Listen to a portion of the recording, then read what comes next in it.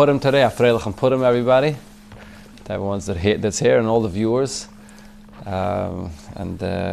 Let's get started. Vaydaber Avaya Moshe vel Aaron leimoi zois chukas haTorah asher tziva Avaya v'gomer v'yikchu elecha para aduma. So here the Torah it tells us the mitzvah of para aduma to be metayer the Yidden.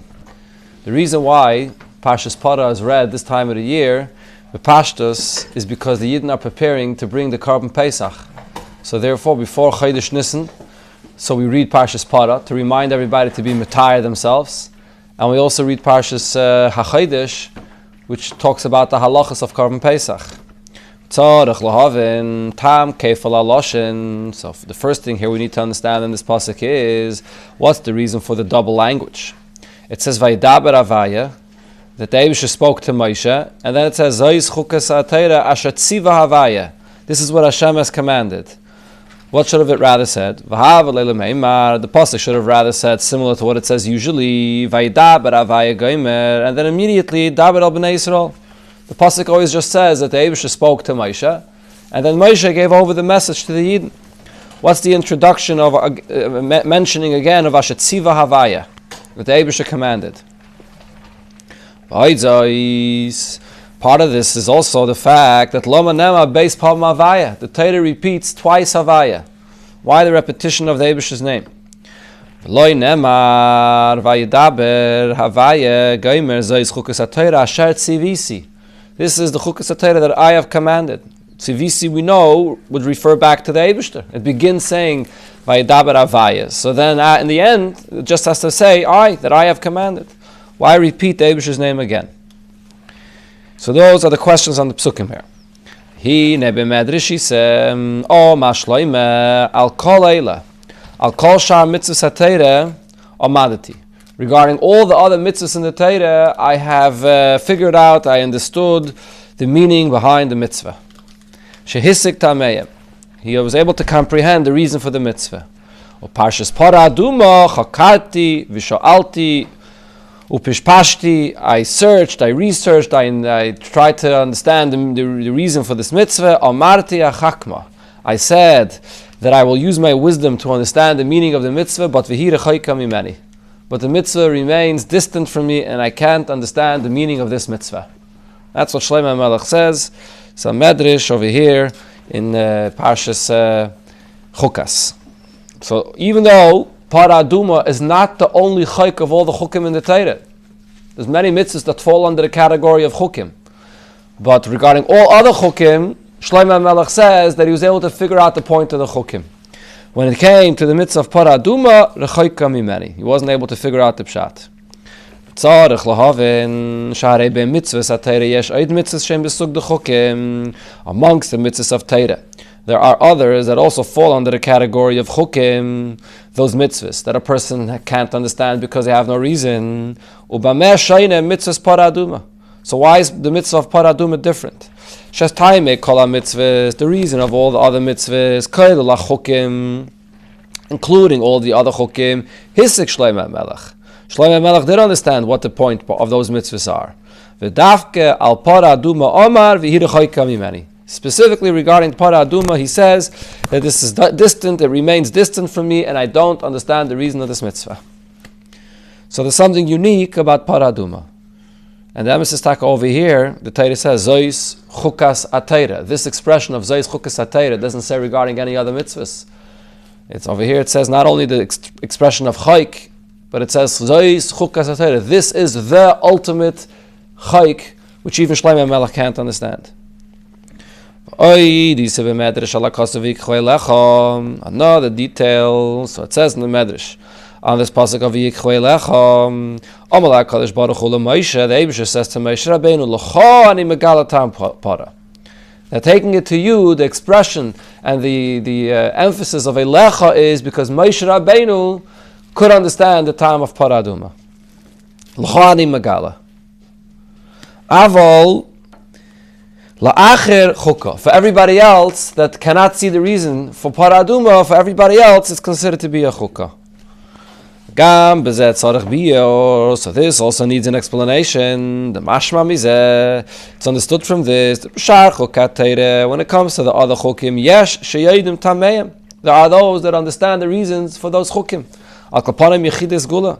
Certain special individuals are able to understand the reason for the mitzvah, like Shlomo Melech and others that are similar to him. If it's possible by other chukim that certain individuals know the reason of the mitzvah, so then again the question is similar to what we asked before is, so why when it comes to paraduma, this is different? This is a mitzvah that nobody knows the reason besides Moshe. V'rak Moshe and his galataima. Only Moshe Rabbeinu knows the reason of paraduma. What you see from all of this is another side point, which the Rebbe discusses also in other places. When it says regarding paraduma that that it's a chayk and it has no reason, it's not the pshat that it doesn't have a reason. Dosh state that it has a reason. Elamai, it's not nisgalatos.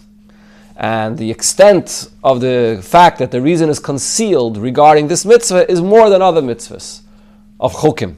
All mitzvahs have a reason, including the mitzvahs that are in the category of chukim. The only difference is that all other mitzvahs, the reason is revealed. Gneve, Gzeila, Kibbud Aveim, even Shabbos, Yom Tiv, all those mitzvahs have reasons that we can understand and explain. The mitzvah of chukim also have reasons, but it's just not nisgalatos. So what's the difference between paraduma and all the other chukim? That all the other chukim, the reason remains behelim. The mitzvah of paraduma, the mitzvah remains, the chayk remains behelim to everybody, besides Moshe Rabbeinu. Yeah.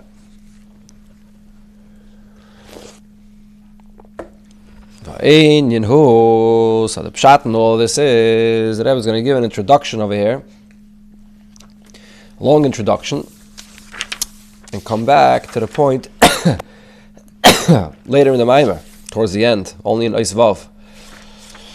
The godly energy that comes into every place in the worlds, the malachim, as we'll see, the godly energy b'chlal is defined in the pasuk as Ratzei v'shuv. It has a yearning to return to its source, to reconnect to its source, and shuv, and then it goes out to the place that it gives the energy to. The simple pshat of these words, Ratzei and Shuv, is the Koi al Chayis HaKodesh Sheheim B'Pchinas Ratzei V'Shuv. That it refers, when it says Chayis, it doesn't refer to the godly energy B'Chalal. It refers to the holy malachim that are referred to as Chayis HaKodesh, as we say every day. Those Chayis HaKodesh, they are constantly in a state of Ratzei V'Shuv.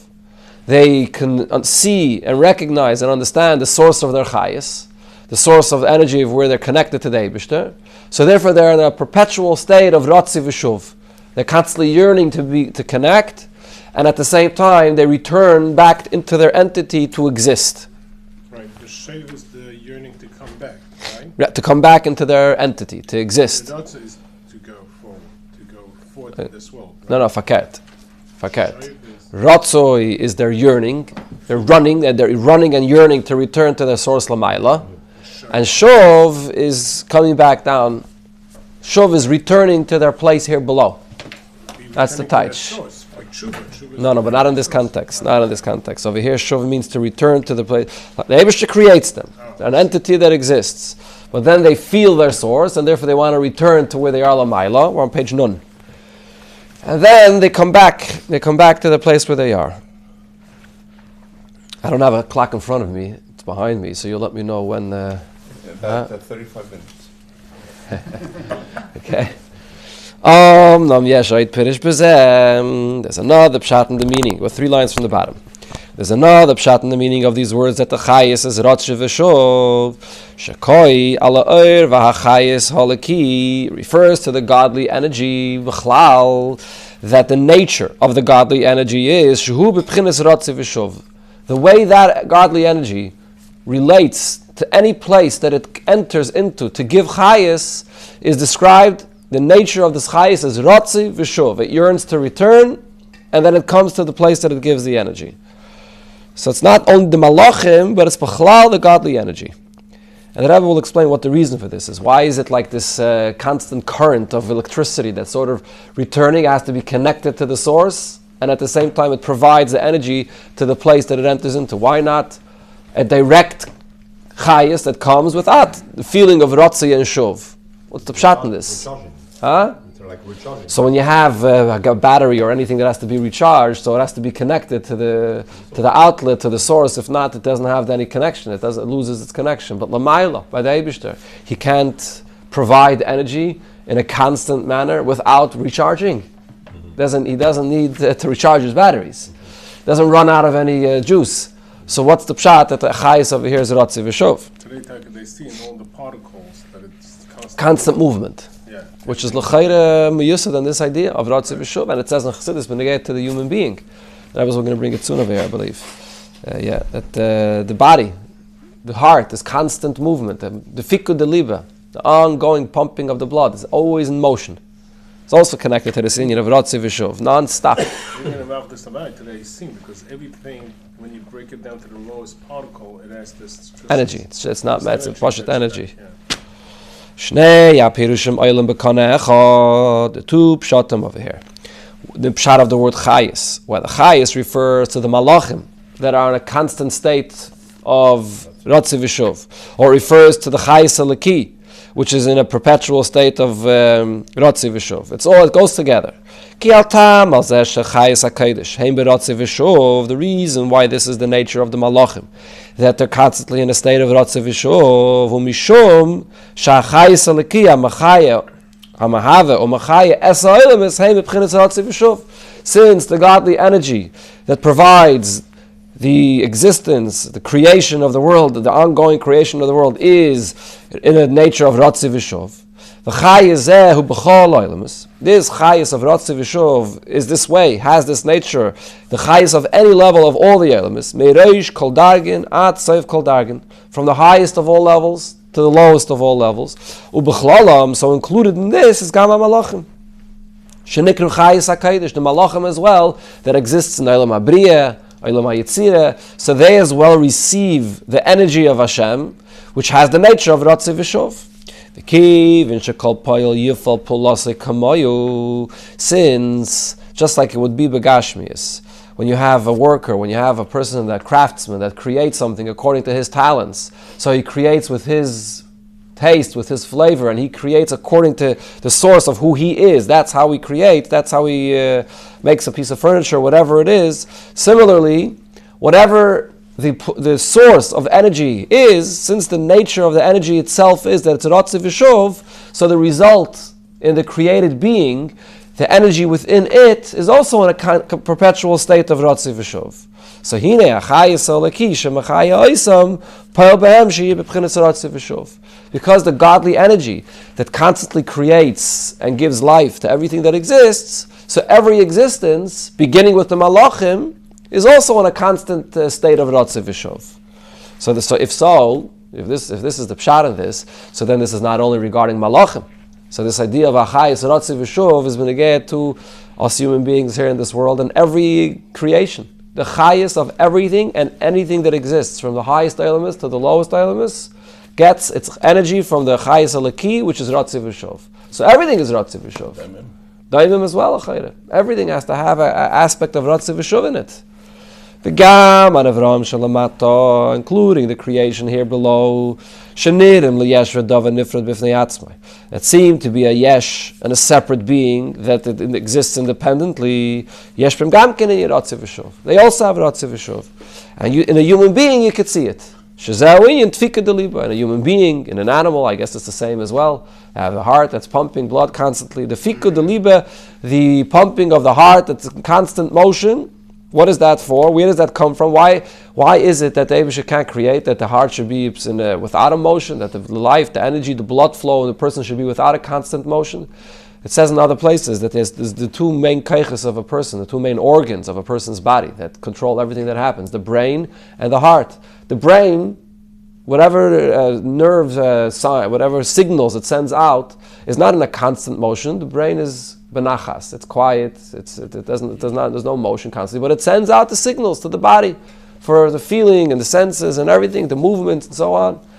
So over there, it doesn't have to have constant motion. So you see, in order for the body to be able to function through a vital organ, it doesn't need to be with constant motion. It comes to the blood that flows through the heart. It's created in an oifen that there has to be a constant tefikud deliba. The heart is constantly moving. Why is this for? What's the reason? So it's not only begashmis to pump the blood out. It's because the chayis elaki. We know that blood is chayis. The blood is the source of chayis of the person.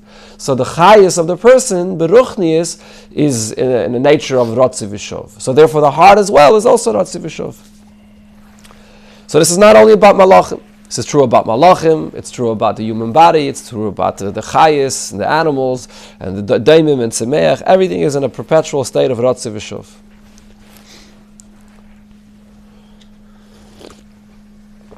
However, yesh hefrish ben anavroim shalamato l'chayis hakaidish. There is a distinction between the creations here below and the chayis hakaidish. After all, it's only the chayis hakaidish that the pasuk, according to one pshat, is clearly spelling out that it's rotzi v'shuv. Hachayis rotzi v'shuv goes on the malachim. So if this rotzi v'shuv is true about all creations, why does it say it only about the malachim? Chayis HaKadosh, v'chein kol Avraham al Yoinim, the Chayis HaKadosh and all the other creations, the Ruchnis, the beings above, Shemargishim es HaChayis HaLeki, they themselves directly sense the godly energy that's the source of their life. So by sensing the godly energy, they also sense the nature of this godly energy, which is Ratzi V'Shuv. So hine etzlam haratzi v'shuv ubegilui. This nature of Ratzi V'Shuv, the constant yearning to return and connect and then to come back, is there. They feel it, and that's their whole being. Which is